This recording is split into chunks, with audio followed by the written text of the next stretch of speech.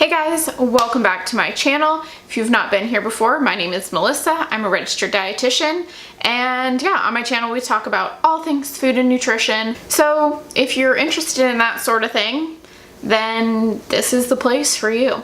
Today we're talking about all that shady nutrition information on the internet. I feel like nutrition information is one of the hardest things to kind of know if you can trust, because there's so much information out there and it's constantly changing. And also, like, one article comes out about something and then all of a sudden it's like a fad miracle superfood thing, and it's hard to know what to trust. So today I'm going to talk about how to find credible information, how to figure out if what you're reading is credible or if it's just a bunch of baloney. So let's jump right into it. So the first thing that you need to look at is, what is the source? Is this a website that you trust? Is it a .org, .edu? Is it droz.com or like howtobeskinny.com? I don't know if that's a real website, but you know what I mean. Is this a website that you actually trust the information that they're giving you? Another thing is, who wrote this article or this piece of information? Was it a registered dietitian or someone in a health organization like the, American Heart Association or something like that?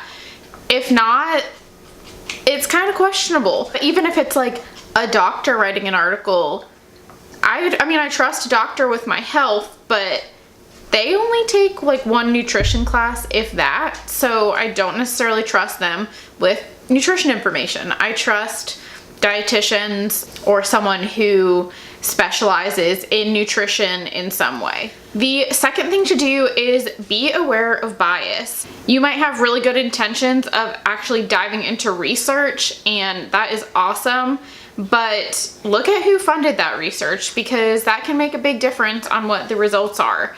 Unfortunately, just because it's a research article doesn't mean that it's necessarily reliable. Is it a research about how Coke is good for you, but Coke funded that research?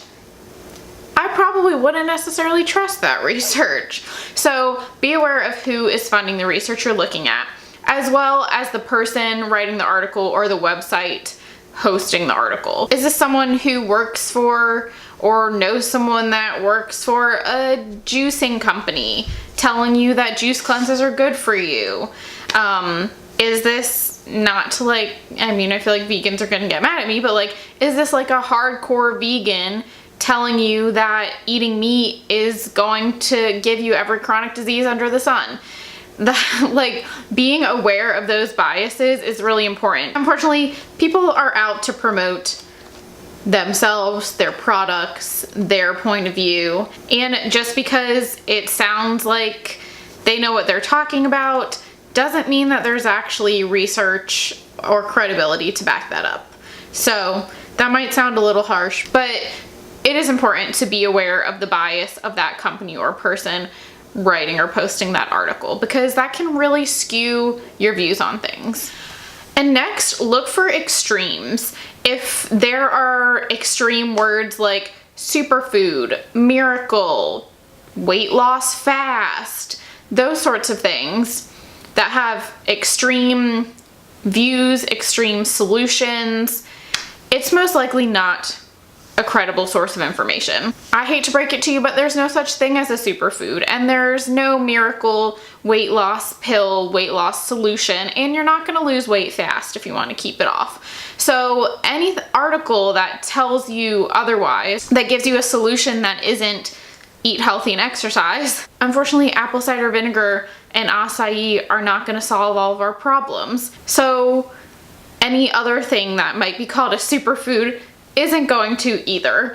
So being aware of those extremes and knowing anything that extreme is not going to be something that you can really rely on as a true, honest source of information. And finally, kind of along the same lines, if you read an article online and something sounds too good to be true, it probably is. Like I said, there is no miracle weight loss solution. Like I said in the beginning, people take, this one thing like coconut oil, for example, they take this one thing that had one study and they just blow it out of proportion. And if you looked at who the source was of that information, where that information came from, who was writing these articles, a lot of us would have seen a long time ago that coconut oil wasn't good for you.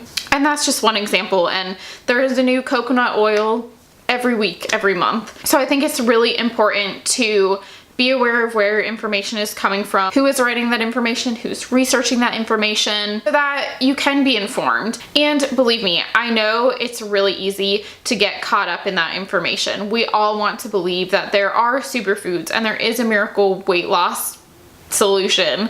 But I think it's really important to inform yourself and just be really careful about the information that you are reading and that you are trusting. Because in the grand scheme of things, eating everything in moderation, eating lots of fruits and vegetables, and being physically active, that's the miracle solution.